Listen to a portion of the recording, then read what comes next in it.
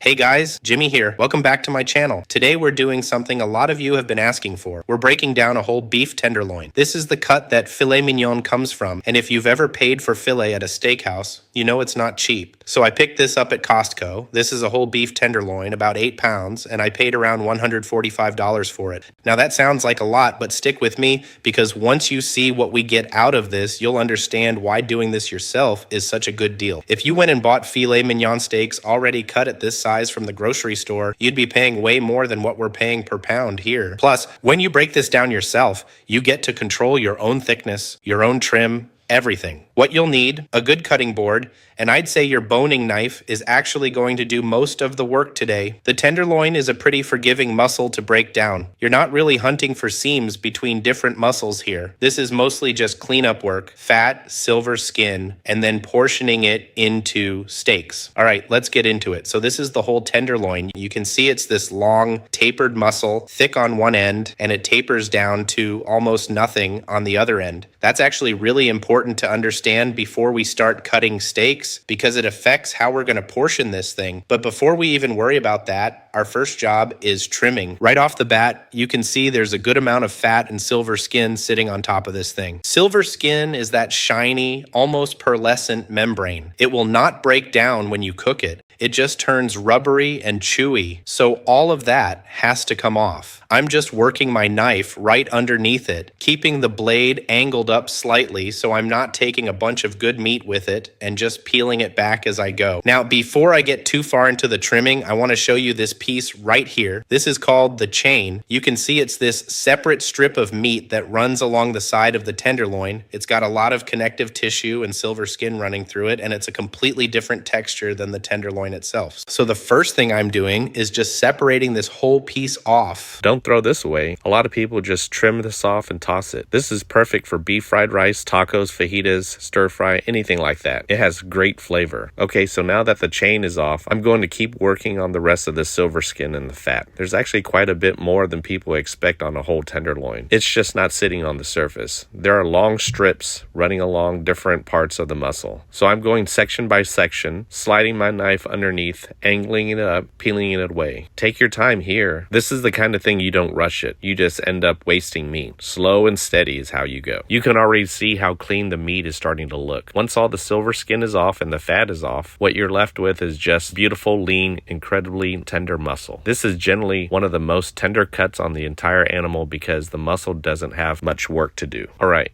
So now that we've got this fully cleaned, it's time to start cutting into steaks. Now, like I mentioned earlier, the tenderloin tapers, so it's thick on one end and gets thinner on the other. I like to cut my steaks into 2-inch thick. That's a nice hearty fillet. The kind of thing you'd expect to pay for at a restaurant. I'm just working my way down, cutting these nice and thick, 2 inches at a time. Look how uniform and lean these are, almost no marbling running through it. This isn't a cut you're eating for big beefy flavor. This is a cut you're eating for that melt in your mouth texture. As we get further down toward the tail, the steaks are getting smaller in diameter since the muscle is tapering. Some people save this thinner end piece whole and will use it for a smaller roast. Or you can tie it up, or honestly, you can still cut them into steaks. They'll just be a little smaller than the ones you cut earlier. Nothing's wrong with that. So there you have it. From one whole tenderloin, we've got a stack of beautiful 2-inch thick filet mignons. And we also got that chain meat set aside for tacos or fried rice, so nothing goes to waste. Again, this whole thing cost me around $145 for 8 pounds at Costco. And once you portion this out into steaks, you can see how much you're saving compared to buying a filet mignon already cut at this thickness